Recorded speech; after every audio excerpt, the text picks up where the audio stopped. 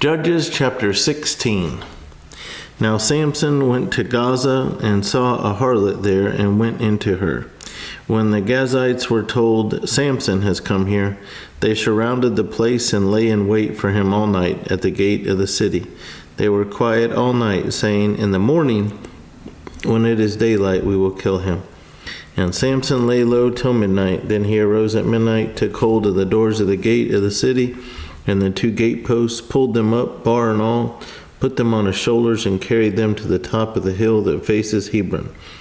Afterward it happened that he loved a woman in the valley of Sorek, whose name was Delilah.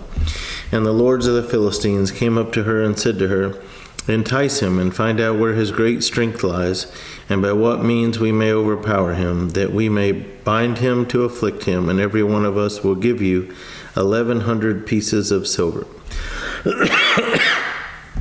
So Delilah said to Samson, "Please tell me where your great strength lies, and with what you may be bound to afflict you." That's an odd question. And Samson said to her, "If they bind me with 7 fresh bowstrings, not yet dried, then I shall become weak and be like any other man." So the lords of the Philistines brought up to her 7 fresh bowstrings, not yet dried, and she bound him with them. Now men were lying in wait, staying with her in the room, and she said to him, "The Philistines are upon you, Samson." But he broke the bowstrings as a strand of yarn breaks when it touches fire, so the secret of his strength was not known. Then Delilah said to Samson, "Look, you have mocked me and told me lies. Now please tell me what you may be bound with." So he said to her, "If they bind me securely with new ropes that have never been used, then I shall become weak and be like any other man." Therefore Delilah took new ropes and bound him with them, and said to him, "The Philistines are upon you, Samson." And men were lying in wait, staying in the room, but he broke them off his arms like a thread. Delilah said to Samson, "Until now you have mocked me and told me lies. Tell me what you may be bound with." And he said to her, "If you weave the 7 locks of my head into the web of the loom." So she wove it tightly with the batten of the loom and said to him, "The Philistines are upon you, Samson." But he awoke from his sleep and pulled out the batten and the web from the loom. Then she said to him, "How can you say I love you when your heart is not with me? You have mocked me these 3 times and have not told me where your great strength lies." And it came to pass, when she pestered him daily with her words and pressed him so that his soul was vexed to death, that he told her all his heart and said to her, "No razor has ever come upon my head, for I have been a Nazarite to God from my mother's womb. If I am shaven, then my strength will leave me, and I shall become weak and be like any other man." When Delilah saw that he had told her all his heart, she sent and called for the lords of the Philistines, saying, "Come up once more, for he has told me all his heart." So the lords of the Philistines came up to her and brought the money in their hand. Then she lulled him to sleep on her knees and called for a man and had him shave off the 7 locks of his head. Then she began to torment him, and his strength left him. And she said, "The Philistines are upon you, Samson."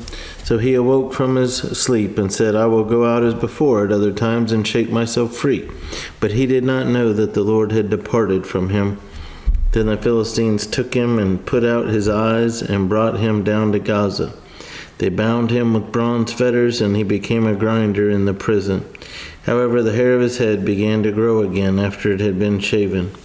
Now the lords of the Philistines gathered together to offer a great sacrifice to Dagon their god, and to rejoice. And they said, "Our God has delivered into our hands Samson our enemy." When the people saw him, they praised their God, for they said, "Our God has delivered into our hands our enemy, the destroyer of our land, and the one who multiplied our dead." So it happened, when their hearts were merry, that they said, "Call for Samson, that he may perform for us." So they called for Samson from the prison, and he performed for them, and they stationed him between the pillars. Then Samson said to the lad who held him by the hand, "Let me feel the pillars which support the temple, so that I can lean on them." Now the temple was full of men and women. All the lords of the Philistines were there, about 3,000 men and women on the roof watching while Samson performed.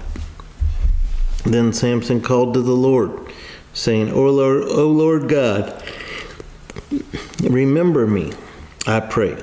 Strengthen me, I pray. Just this once, O God, that I may with one blow take vengeance on the Philistines for my 2 eyes. And Samson took hold of the 2 middle pillars which supported the temple, and he braced himself against them, one on his right and the other on his left. Then Samson said, Let me die with the Philistines. And he pushed with all his might, and the temple fell on the lords and all the people who were in it. So the dead that he killed at his death were more than he had killed in his life. And his brothers and all his father's household came down and took him and brought him up and buried him between Zorah and Eshtaol in the tomb of his father Manoah. He had judged Israel 20 years.